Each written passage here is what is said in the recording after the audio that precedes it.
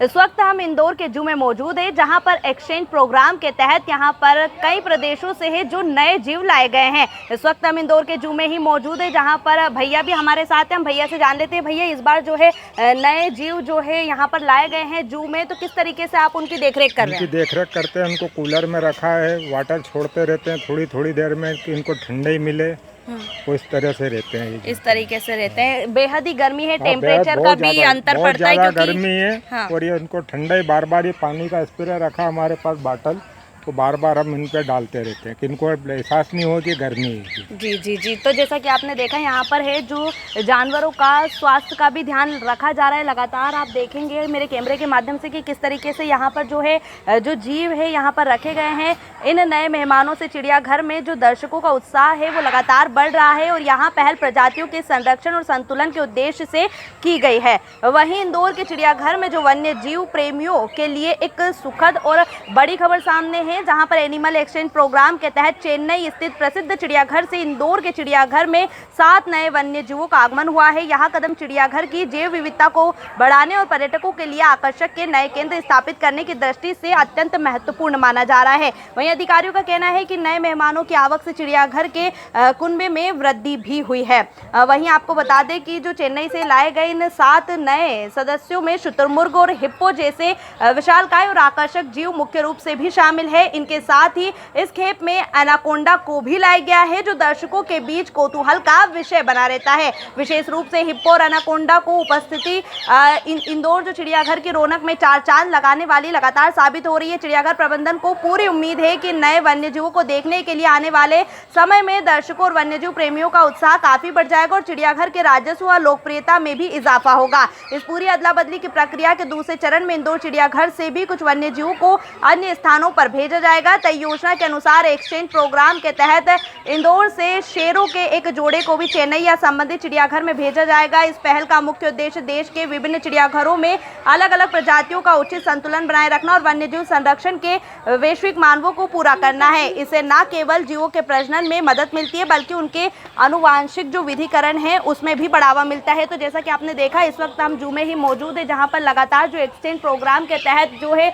दूसरे प्रदेशों से है जो 7 जीवों को यहाँ पर लाया गया है, ताकि जो है जू की रौनक बढ़े और यहाँ पर जो लोग आते हैं उनका भी उत्साह बढ़े और लोग भारी संख्या में यहाँ पर आए। लगातार जू के जो मेंबर है, जू के जो सदस्य है, जू के जो अधिकारी है, वो लगातार इस तरीके की जो नए प्रक्रिया है लाते रहते हैं और जो यहाँ के वन्य जीव है और जो जानवर है उनका भी उनके द्वारा ख्याल रखा जाता है। यहाँ पर पंछीगढ़ में हम इस वक्त मौजूद है, जहाँ पर नए जो है पंछी भी लाए गए हैं।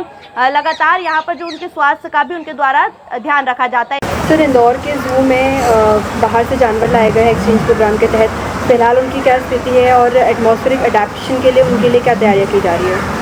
देखिए, सारे इनमें हमारे अभी जो हम लोगों ने शिफ्ट किया क्वारंटाइन एरिया में, सारे हमारी कंफर्ट जोन में है। क्योंकि क्लाइमेटिक वेरिएशन ज़्यादा नहीं है साउथ का और एमपी का जो अभी टेम्परेचर वेरिएशन चल रहा है हार्डली 2 से 3 डिग्री के आसपास चल रहा है। तो 3 डिग्री इन एनिमल्स के लिए ज़्यादा मायने नहीं रखता है, क्योंकि जो 2 एनिमल आए तो ऑलरेडी एक्वेटिक है, जिसमें एनाकोंडा और हिप्पो है, तो वो ऑलरेडी अपने पानी वाटर बॉडी के अंदर है। दूसरा जो ऑस्ट्रिच लाए, वो जो डॉट एरिया का एनिमल है, बर्ड है वो, तो उसको भी हम लोगों ने उसी एरिया में रिलीज़ करके रखा है अभी, और वहाँ पर भी हम लोगों ने ह्यूमिडिटी मेंटेन करके रखी ताकि उसको भी किसी तरह से हीट को लेके कोई प्रॉब्लम ना हो।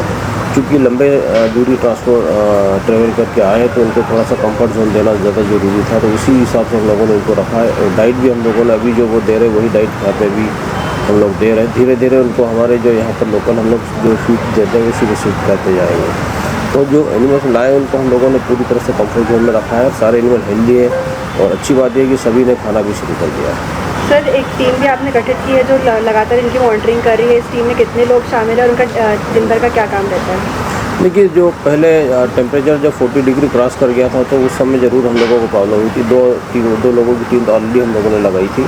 जब 40 डिग्री टेम्परेचर क्रॉस किया तो 2 और बढ़ा के 4 लोगों की टीम कर दी, ताकि लगातार पानी का छिड़काव होता रहे एनक्लोजरों में, कहीं पर किसी कूलर में पानी की कमी ना हो और लगातार मॉनिटरिंग होती रहे, कोई एनिमल हिट के कारण परेशान ना हो। तो ये सब मॉनिटरिंग और के लिए हम लोगों ने ये टीम लगाई थी जो अपना काम सक्सेसफुली कर रही है। इसलिए हमारे सारे एनिमल्स कंफर्ट जोन में, आप देखेंगे कि सारे एनक्लोजरों में हम लोगों ने स्प्रिंकलर लगा रखे हैं, सभी तरफ पानी का छिड़काव लगातार चल रहा है। और कूलर भी लगा रखे हैं। जिन जिन एनिमल जो ज़्यादा सेंसिटिव वहाँ पर हम लोगों ने उस जोन में कूलर भी इंस्टॉल करके रखे हैं, जो रात में भी चलते हैं, दिन में भी चलते हैं। और सारे जो एनिमल्स के एनक्लोजर है उनमें स्प्रिंकलर भी लगा रखे हैं, जिससे पानी का छिड़काव उससे भी चलता रहता है। तो ये जो व्यवस्था हम लोगों ने समर मैनेजमेंट के तहत ये जो काफ़ी हमारे एनिमल्स को ठीक स्थिति में रखते हैं। उनको किसी तरह की हीट को लेके या हीट के एक्सपोजर को लेके, किसी तरह का डिहाइड्रेशन को लेके किसी तरह की कोई दिक्कत नहीं होती है। इंदौर से मेरे सहयोगी धीरज के साथ राजू टाइम्स के लिए मैं आयुषी सिंह।